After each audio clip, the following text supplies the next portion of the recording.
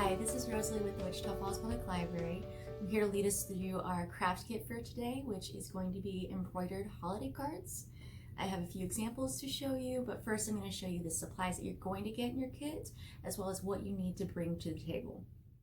Each craft kit will include 4 blank cards with their envelopes, a baggie with embroidery floss, a thumbtack, and a sharp needle, all of the holiday templates you see here, including a Christmas tree, a menorah, and a kinara, and all of the holiday card inserts you see here to cover up your stitch work. You will need to bring a glue stick, scissors, and a piece of cardboard. Here are some finished examples of each holiday card with their corresponding inserts. Let's go ahead and get started. Place your cardboard on a flat surface and flatten your blank card on top. Take your template and put it on the right side of the card as center as possible. Then you'll take your thumbtack and punch holes through the template and the card at each guiding dot. You can add more holes along the template if you like. This is the simplest template though, so much fewer dots are needed.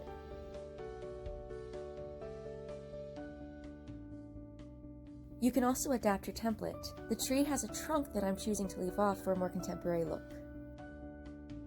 Double check that you haven't skipped any holes and then thread your needle.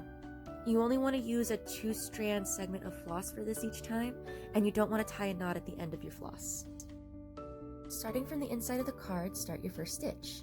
Leave a tail free for tying that off, and bring your needle and floss back through the second hole. Use that tail and tie it off as close as you can, but it doesn't have to be too tight. This will secure your stitch.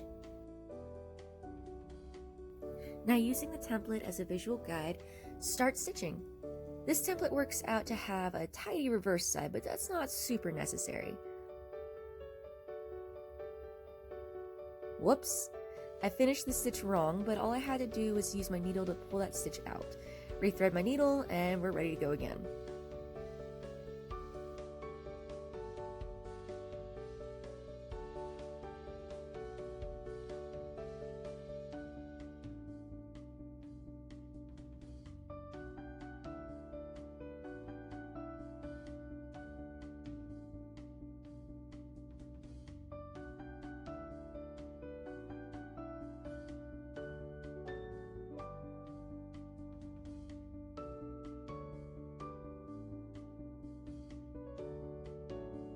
For most of these templates, I had to use a second piece of embroidery floss to finish them.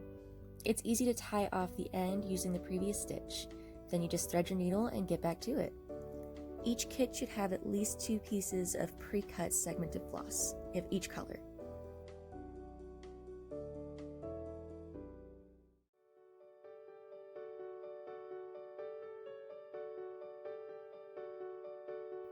Because this is an easy template to adapt as you're going, I decided to add another hole next to each ornament dot so I could have a different stitch. I tied a triple knot to the end of the red floss and just didn't pull through very tightly so that the knot stayed.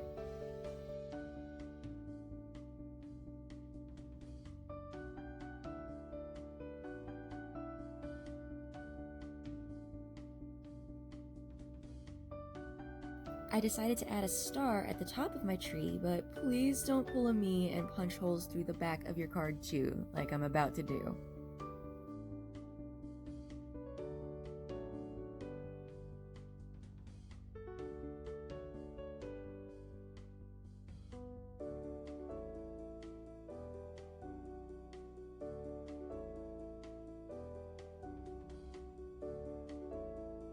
With my stitches all done, I can now cover the back of my stitchwork with one of the holiday inserts. I'm covering both the card and the insert with glue, and you can get the glue on the threads too because that will help them stay down a little bit better too.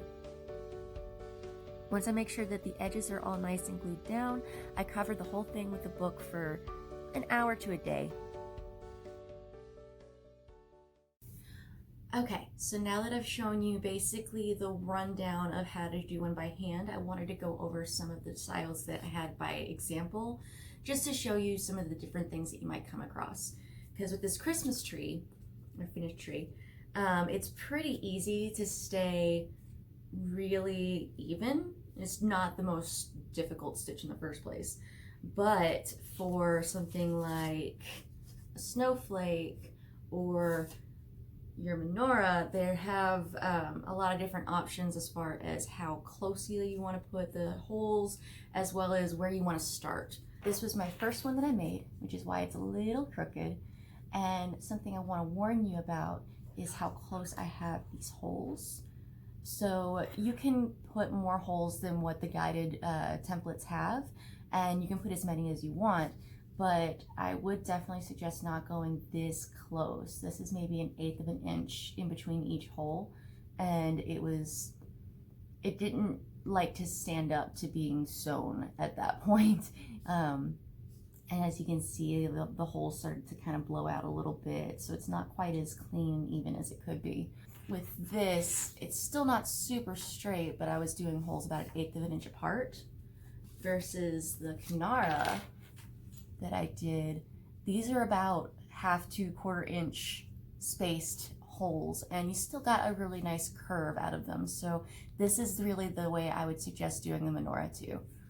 When it comes to anything that's like a round, no real starting point kind of template that you're using, I would suggest kind of starting from inside the very middle and working out.